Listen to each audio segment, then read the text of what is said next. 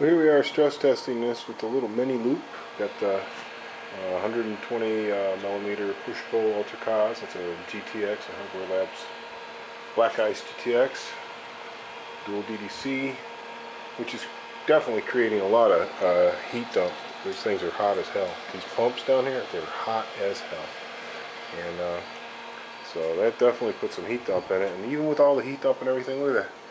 It's about 24 degrees Celsius right now, ambient, and we're looking at a spread of 48 to 54, around in there, 7 degree spread between the hottest and coolest cores on the, it's a W3550. Anyway, I'm impressed. That's a pretty efficient radiator, considering that's 100% stress, 8 threads running. It's been running for like 30 minutes. So it's handling it really well.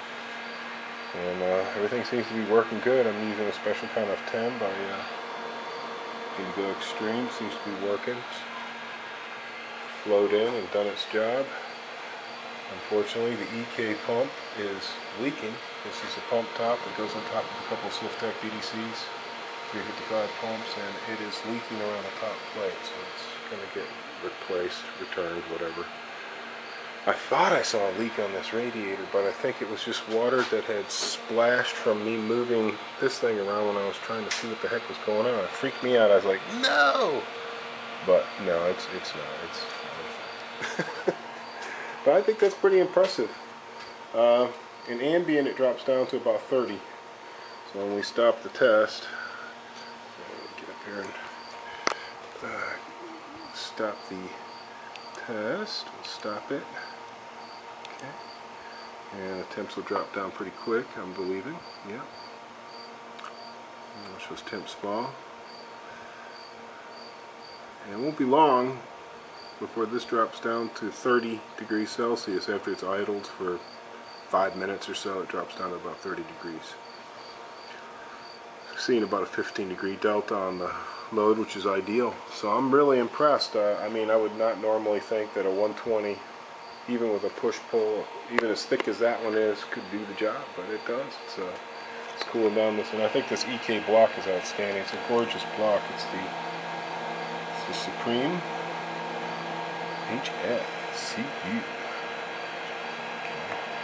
Just remember, when you're plumbing the EK blocks like this one here, it has to go in. So the way this is working is pumping in.